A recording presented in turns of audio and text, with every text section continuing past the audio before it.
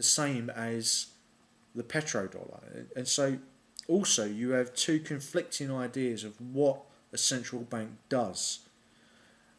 The and they're sometimes used by the same people. I don't think Ron Paul has used this contradictory idea, that one, that central bankers know so much about the information, and they obviously know more than people who are there, who are the electors of governments, and so that's less going to be reflected in the economic conditions on how people see their government. So yes, central banks could act like economic hitmen to get rid of governments, especially in the third world where there isn't so much understanding of this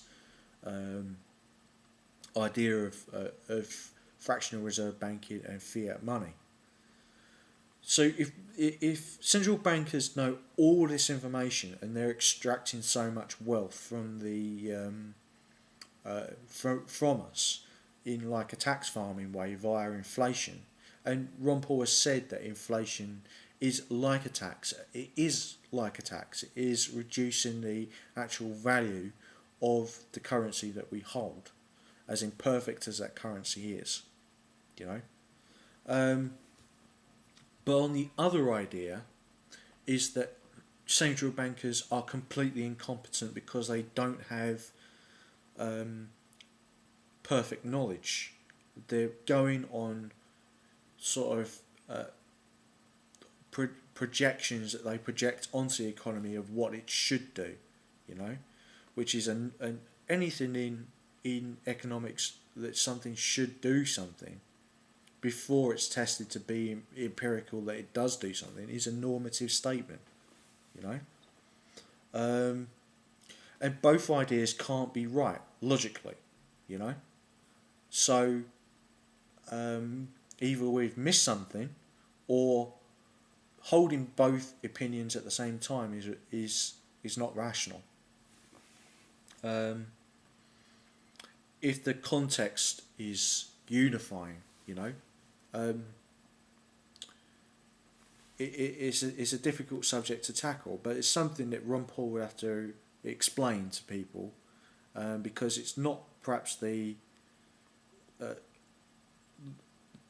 you know, understanding is sometimes the fault of the person explaining it, and sometimes the fault of the person who's receiving the information, because they project other things that the person has not said onto what that person is saying. Okay.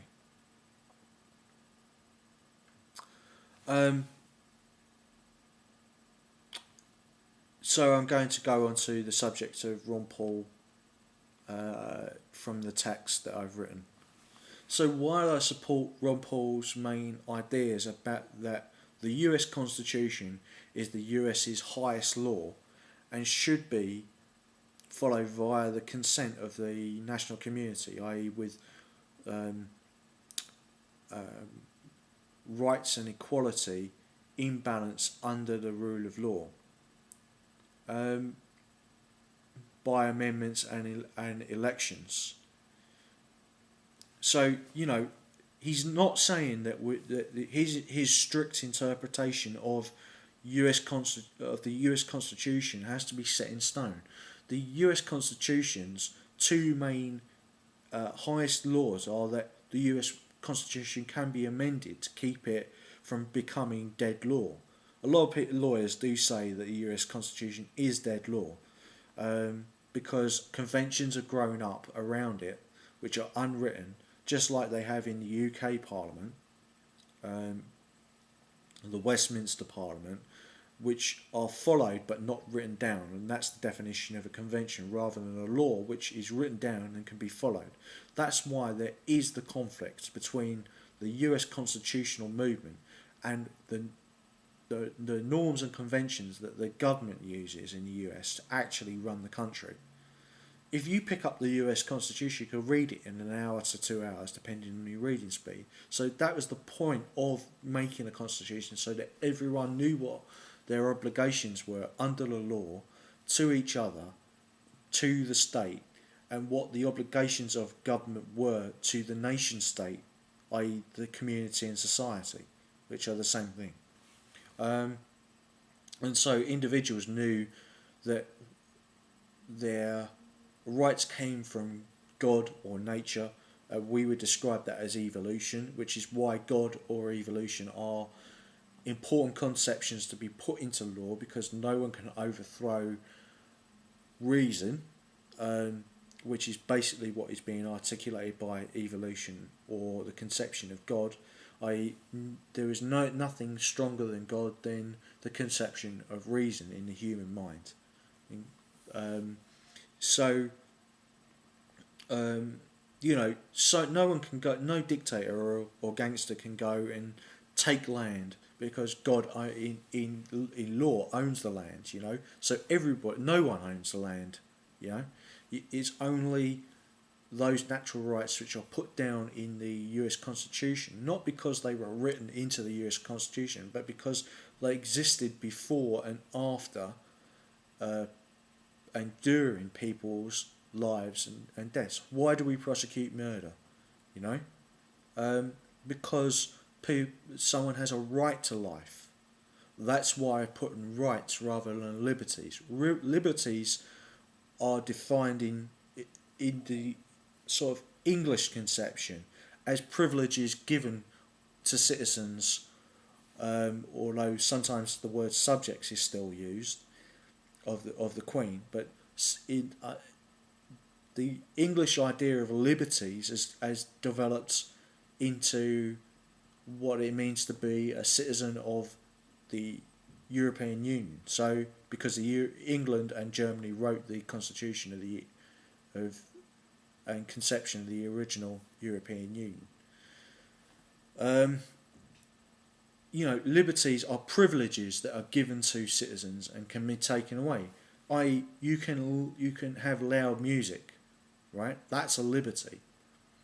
But your right to life, liberty, and the pursuit of happiness, yeah. And also Thomas Jefferson put property are natural rights. There are also economic rights. The right to join a union, the right to be paid for the work that you do. Those are things that can never be taken away by a policeman, for instance. Liberties can be taken away from the police. People can seize, not seize your property. A liberty can't be taken away because, a liberty can be taken away because it is a privilege. You can't. A liberty of having the freedom of a city can be taken away from somebody. It's not a right. Yeah. Rights can be suspended in their assertion. Yeah, but they're before and after and during punishment. You have a legal right to a lawyer, and other liberties are becoming rights over time as they become more culturally acceptable. But there's still that definition of the original natural or God-given rights as well.